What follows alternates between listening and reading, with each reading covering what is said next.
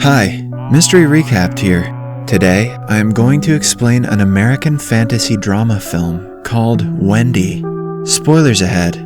Watch out and take care. The movie starts in Darling's Diner, owned by a middle-aged woman named Angela Darling. She has 3 kids, 2 twin sons, James and Douglas, and a younger daughter, Wendy. Their diner lies right by a railroad in the rural South and is always filled with people. It is a happy and lively place where everybody loves little Wendy. One day, a little guy named Thomas Marshall is in the diner enjoying a meal for his 7th birthday. His grandmother jokes that he will be a cleaner at the diner when he grows up. Thomas retaliates. He wants to be a pirate, but the seniors just laugh at him. Overwhelmed with emotions, he walks outside when no one is watching. Little Wendy, who is some years younger than Thomas, crawls towards the window and watches as he gets on a moving train. There seems to be another child on the train with him, whose face isn't clearly seen. Time passes, and Wendy gets older, but she never forgets what she saw that day. She becomes more imaginative with time, and often writes her own bedtime stories about adventures. At only 9 years old, she has a thirst for adventure, and is willing to take risks for a rush of adrenaline. As Wendy helps her mother and brothers at the diner, we see a notice on a board that says Thomas disappeared at the age of 7 and has never been found, along with another 13-year-old boy, indicating that children go missing frequently in the town. Wendy is calm and composed, in contrast to her brothers, who are always dancing, singing, and making noise. The 4 of them are a happy family nonetheless. One night, on the boys' demand, their mother tells them a bedtime story about her life. She claims that she was wild when she was younger and had dreams and aspirations that people would make fun of her for. She once hitchhiked to California and stole cars on her way. Wendy thinks it's cool that her mom's a criminal and asks her what her dreams are now. Angela replies that she wants to take care of her children. She adds that as people get older and things change, their dreams also change. This makes Wendy sad because she never wants to give up her dream of going on several adventures, and she doesn't want to get old either. The following day, after school, the kids go to a canal to fish. James and Douglas are busy when Wendy runs towards the railway tracks. She sees a train and chases behind it, hoping to board it as Thomas did years ago, but she falls along the way and misses it. While returning home, she remembers her brother's words, "Your life will go by and nothing will ever happen." At night, everyone is asleep, but Wendy keeps herself busy by making up stories about stars. Suddenly, a mysterious red light passes through the window, and the sound of a train approaching is heard. She looks outside the window and sees a boy playing and running on top of a moving train. It is the same little boy named Peter who was with Thomas when he disappeared. Wendy wakes her brothers up and climbs out of the window to get a closer look. The boys follow behind her but cannot stop her before she jumps on the train. They too get on board, following their sister. Wendy spreads her arms, feeling free for the first time. Then, they are approached by a laughing Peter. The guys ask him what their stop is, but Peter replies that there are no stops, because this is an adventure. In the morning, Peter tells Wendy that the world has no end. It goes on and on forever, past the restaurants and the houses. Peter is a flat earther. When they reach above a river, Peter asks them to line up on the edge of the train. The kids do it without asking any questions, and yell in fear when they are pushed into the river by him. Peter jumps behind them and introduces them to a kid on a boat. All of them get on the boat and sail to the sea, eventually reaching a volcanic tropical island. A fish-like creature from the sea makes a noise that Peter claims is the mother welcoming them. Seeing the magical island, Wendy remembers the voice in her head that used to ask her to sneak into the night. She figures that the noise has been coming from the island all along. An active volcano is shooting out smoke in the air, indicating the magical charge of the place. Peter runs into the woods with his friend, making the siblings follow them. On their way, they are terrorized by smoke coming out of the ground. A while later, they meet a guy their age, singing a melody to the big volcano. Wendy joins him out of nowhere. Peter approaches them and says that their singing was hopeless. He meditates and performs some hand gestures of his own, triggering the volcano. The others run away in fear and excitement. Suddenly, a little boy comes running their way, who Wendy recognizes as Thomas. Although he was older than her when he ran away, he doesn't seem to have aged a day.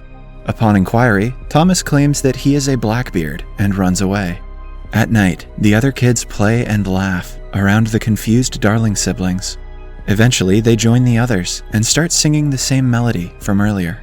When they wake up the next morning, Peter is looking at the sea, claiming that he is talking to the mother. Later, he and Wendy jump into a pit on the ground and reach a canal. Peter takes her into the sea and shows her the mother, who turns out to be the island's spirit in the form of a massive fish that spreads a golden glow wherever it goes.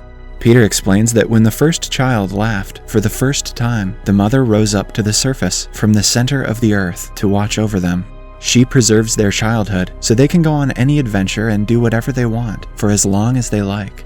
However, the magic only works if you maintain faith in the mother. If someone stops believing in her, they will age at an exponential rate and turn old. For the next few days, life is like a movie for the children. They play, dance, sing, and laugh from day to night without any care. Douglas and James completely forget about their mother back home, but Wendy thinks to herself that she is just extending her visit and will return home once she is done having fun. One day, Wendy wakes up to see an elderly man wandering close by. When she greets him, he runs off into a barren side of the island. The children explain his name is Buzzo, a former member of their group who lost faith in Mother when he lost his best friend, and so aged into an old man. After that, they find a capsized boat called the Manana in the sea. The Darling siblings swim to the boat to inspect it. Douglas is skeptical about swimming into the compartments of the ship, but he agrees when James calls him a coward. The three dive into the compartment, but only James and Wendy emerge from the other side. Worried for Douglas, they dive back inside, but are unable to find him. The other kids also help them look, but are unsuccessful. Eventually, they drag their brother and sister out of the water, assuring them that Douglas must be fine. Because he was his twin, this affects James the most. When he wakes up the next day, his hand has wrinkled and turned old. Wendy realizes that James has lost faith in the mother and asks her to keep it a secret from the others. However, Peter soon finds out about it. James tries to snatch Peter's sword to cut off his old arm in order to stop the aging process. Peter volunteers to do it himself and cut his arm. Wendy runs to her brother, who falls to the ground in pain. She angrily asks everyone to get away from them and takes James with her in search of an actual adult. They come across Buzzo, who agrees to help them. He puts James on a donkey and takes the two to the old people's quarter. It is the place where all the children who have turned into old people live. Everyone there is catching and killing fishes, which confuses Wendy. She inquires what they are doing, only to find out that eating the mother will give old people their childhood back, so they are trying to catch her. James's arm is now tied in a cloth and has stopped bleeding. To rest, he and Wendy go to an abandoned diner with the other old people. Silence prevails in the room until Wendy asks everyone to bring their childhood spirits back, even if they are old. She dances, urging the others to do the same. Eventually, all of them get together and dance, except for James, who is still very depressed. He runs out in frustration as Wendy follows him. James goes to the fishing zone and gets the nets ready. The other old people see this and decide to make him their leader because he knows how to fish. James comes out with another plan to capture the mother. He suggests they abduct the children, which will make the mother come to them herself. Wendy retaliates against the idea, but the others like it. They start to prepare to kidnap the kids, while Wendy runs back to the woods to alert them. But the adults get there before her and kidnap all the children. The only one that could hide and save himself is Peter. Wendy joins him, and the two watch the adults repair the boat Manana and board the kids onto it. Wendy notices a man with only one arm, bending a hook. It turns out that the man is James, who has grown into an adult.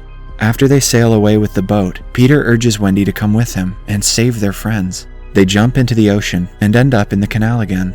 There, Peter tells Wendy about his family back home. Wendy wanders off to the other side of the canal to find Douglas, alive and well. The two reunite and set off to look for their friends on a rowboat. Seeing no one on the deck, the three of them climb up to the boat and try to untie the children, but the adults catch them and bring them to their leader, James. He has now turned fully old and has a hook in place of his missing arm. James and Douglas are both surprised to see each other. James is mad at him for staying young while he turned old, while Douglas refuses to believe James is his brother. Suddenly, the sound of the mother is heard. The adults all prepare to hunt her while the kids beg them to stop. They free themselves and jump into the water to get the mother out of the net, but are too late as James strikes her with a harpoon and injures her gravely. The golden glow from the mother's body disperses and drops to the bottom of the ocean. James manages to get a piece of flesh from the mother's body, but at last refuses to eat it.